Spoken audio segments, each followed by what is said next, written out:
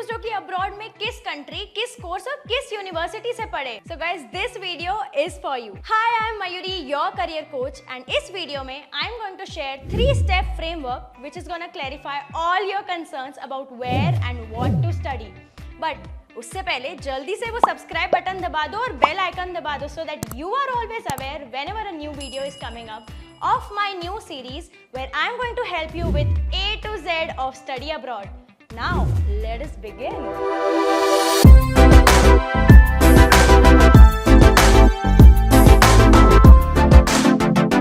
Guys, if you would have checked my last video, we tried to understand exactly why we feel confused about this study abroad decision. And सबसे पहला reason ये था कि हमें पता ही नहीं होता है कि पढ़ना कहाँ से है और क्या पढ़ना है. So that is why in this video I am going to help you finalize where and what to study.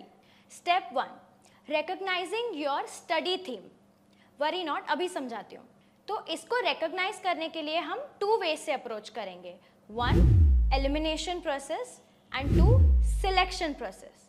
इसको एकदम ध्यान से सुनना, अभी समझते हैं. Elimination process में जो आपको 100% पता है ना कि ये सब्जेक्ट या ये फील्ड या ये इंडस्ट्री में मुझे 100% कोई इंटरेस्ट नहीं है, मुझे बोर होता है, anything that's related to this space does not motivate me और इंट्रीग मी, हम उसको स्ट्रेट अवे कैंसिल आउट कर देंगे. Control x, eliminated. भाई कैंसिल करो इसको, कैंसिल करो. गाइज याद रहे इसमें please be honest with yourself. Just because एक फील्ड में बहुत पैसा है या ट्रेंडिंग है या सारे फ्रेंड्स आसपास कर रहे हैं या बहुत फेम है या दूर से बहुत फैंसी लग रहा है, इन सब रीजंस के वजह से अपना जजमेंट क्लाउड मत होने दीजिए. Because you are going to live with this choice for a really long time, if not forever. So please be true to yourself, you will not regret it. मेरे example से समझते हैं. After doing a masters in electrical engineering, that's when I got the courage to be really honest with myself and realize कि यार नहीं, engineering नहीं करना है लाइफ में. एंड आई ऑलरेडी न्यू मुझे MBA और MIM नहीं करना है. तो when it came to me, engineering, MBA and MIM मैंने स्ट्रेट अवे कैंसिल आउट कर दिया. तो करना क्या है अभी? Now we come to the selection process. आपको ना आपके पास्ट एजुकेशन, हॉबीज या एक्सपीरियंसेस से वेगली एक आइडिया तो होता है कि आपका इंक्लिनेशन कौन सी तरफ है. उसकी ना एक लिस्ट बना लेना, 3 से 5 चीज़ों की लिस्ट. अब ये 3 से 5 चीज़ें फिगर आउट करते करते भी sometimes it might take time, like it did for me. So that's absolutely fine. Please don't lose hope, please be patient with yourself, we will reach there. अब आपके पेन, पेपर, आईपैड, नोटपैड ले आइए because it's a fun activity time. In fact मैं भी लेकर आती हूँ.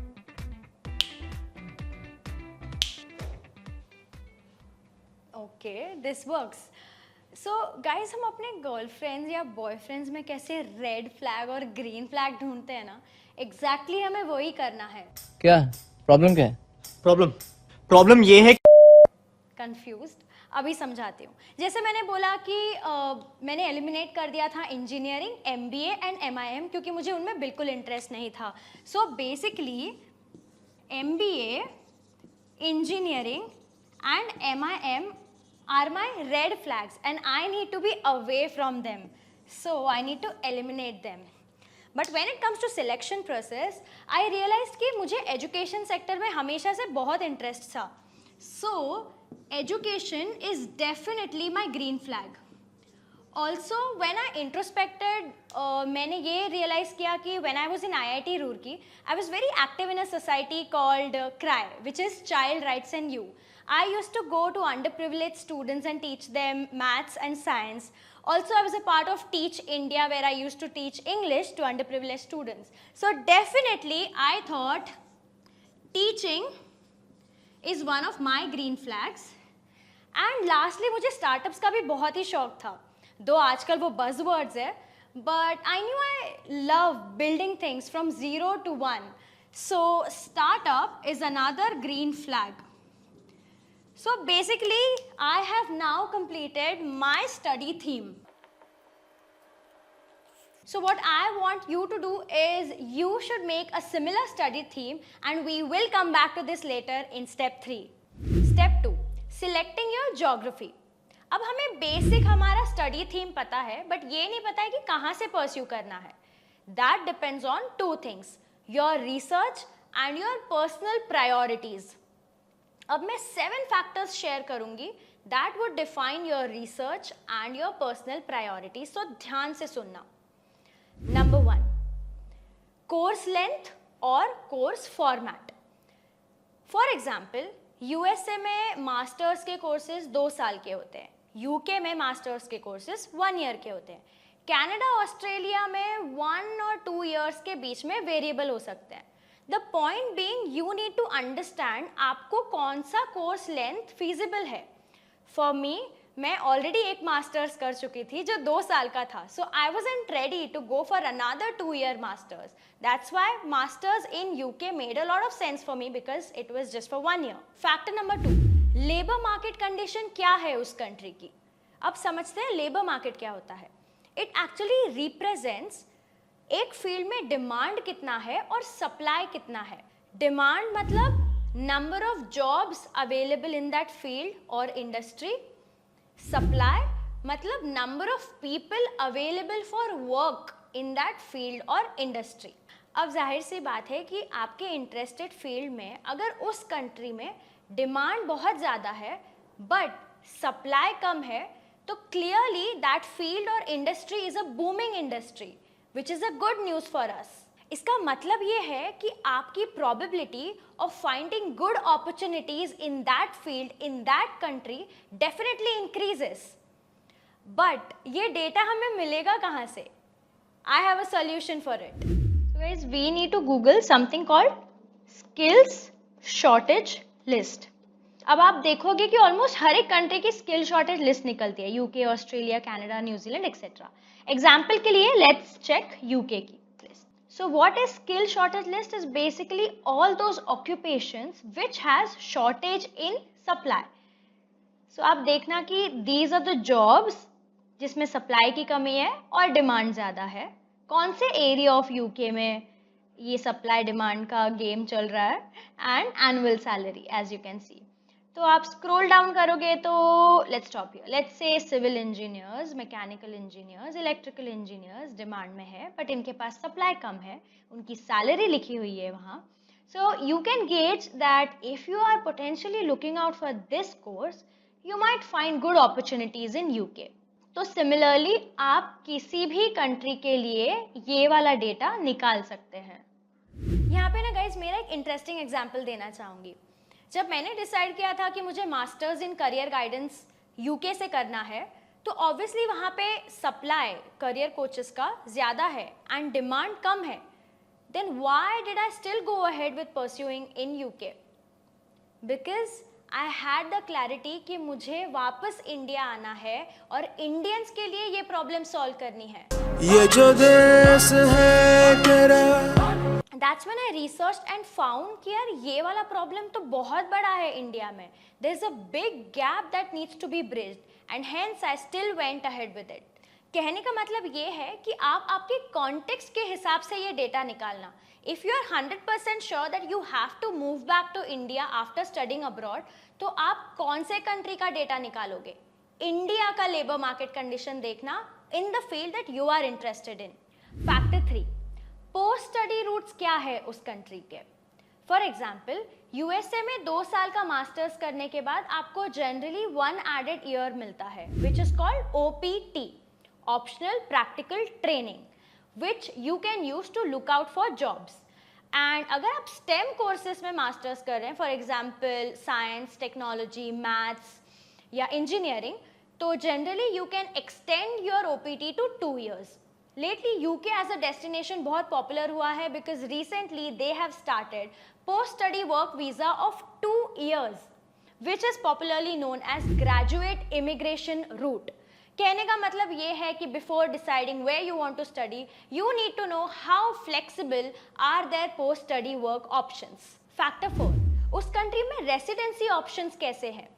If you have an intent of staying there for a long term, तो you need to consider how flexible are their PR options, PR permanent residency. तो as a fact we all know that Canada में PR मिलना easier है, UK में PR easily नहीं मिलता है. So do take this into consideration. Factor number 5, cost of living, and this is an important one, guys.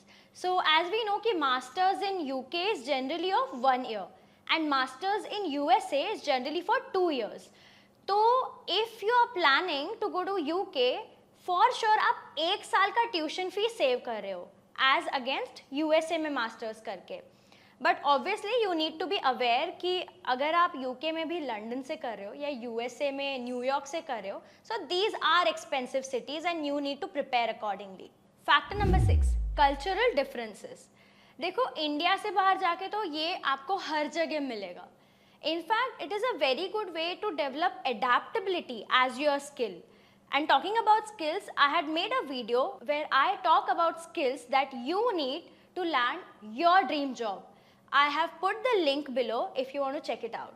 So major cultural difference that you need to be aware of is the language difference. For example, if you look at European countries, a lot of them require you to learn their native language. For example, German in Germany. So that's an important factor you can consider whether you are willing to learn their language or not before flying. Factor number 7, personal biases.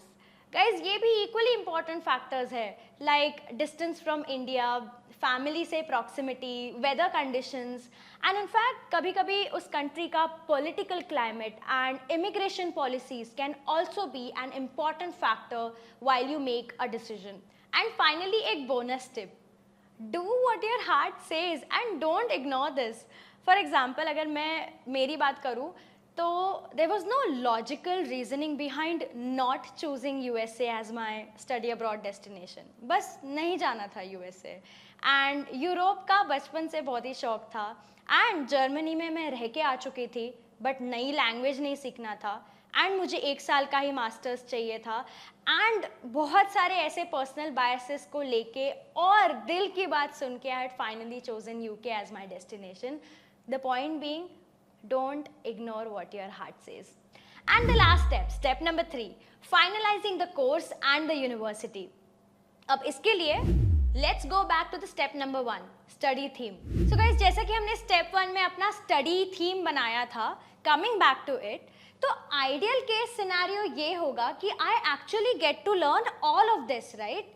So ideal case situation is, अगर ये मेरा education है, ये startup है and ये teaching में interest है, the best course that I can study would touch all of this, something over here.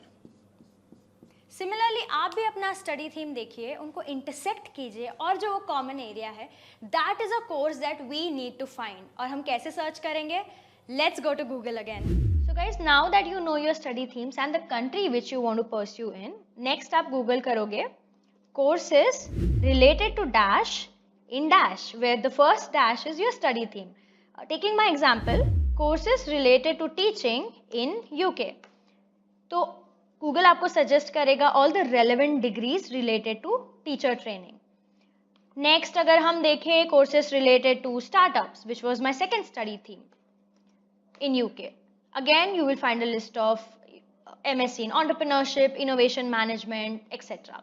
And finally आप अपने सारे स्टडी थीम्स को सर्च कर सकते हो. Guys, please bear in mind कि यहाँ पे थोड़ा आपको डिटेल में रिसर्च करना पड़ेगा. जब मैंने ये बहुत डिटेल में रिसर्च किया था, that's when I had stumbled upon a course in career guidance which sort of satisfied all my study interest and that's why I went for it. यहाँ का सबसे इंपॉर्टेंट चीज ये है कि don't just go on the name of the course, be very thorough with the modules of the course as well, because this is something that you are gonna be graduating in. तो make sure that the course structure and the modules are aligned to the interest. For example, अब MBAs तो बहुत सारे universities provide करते हैं. What you need to do is go through their course structure and see what all modules you would be taught and then finalize करना, not just on the course name, that is MBA. Also guys, aim हमेशा high होना चाहिए, but याद रहे realistic भी होना चाहिए. And to check that, always check the acceptance rate of the university that you are aspiring for, और ये again Google बाबा बता देंगे. ऑल्सो गाइज बहुत इंपॉर्टेंट स्टेप ये है to always connect with the alumni of the university that you are considering to get admission in, because these are the best people who will share their experiences कि university कैसी है, उनका course कैसा था, employability options क्या है, career progressions कैसा है, and so much more. This is a very important step and I always recommend students कि बिना एलुमनाई से बात किए यूनिवर्सिटी कभी फाइनल मत करना, because those are the product of the university और वो आपको सही में बताएंगे how was their experience. And how will you find these alumnis? I think the best way ahead is LinkedIn. If you want to learn how to leverage LinkedIn and how to network on LinkedIn, make sure you comment below and I'll make a separate video on it. And lastly guys, connect with the faculties of those universities. भर के email भेजो and clarify all your doubts about course कैसा है, क्या पढ़ोगे, scholarships options क्या है, alumni employability rate क्या है, and what are they looking for in your application. Congratulations guys, अब आपको आपका interest पता है, कौन सा course करना है पता है और कौन से country से करना है वो भी पता है. तो दरवाजा तो सिलेक्ट कर लिया है, बट अब बारी है अंदर जाने की. अब हर दरवाजे के पीछे इतनी बड़ी लाइन है तो एंट्री मिलना तो आसान नहीं है, but that's where Mayuri come in. So guys, next video में I am going to share how you can get into your dream university. So a lot of things coming along guys. Don't forget to subscribe to the channel, hit that bell icon and I'm gonna see you in the next video. Bye!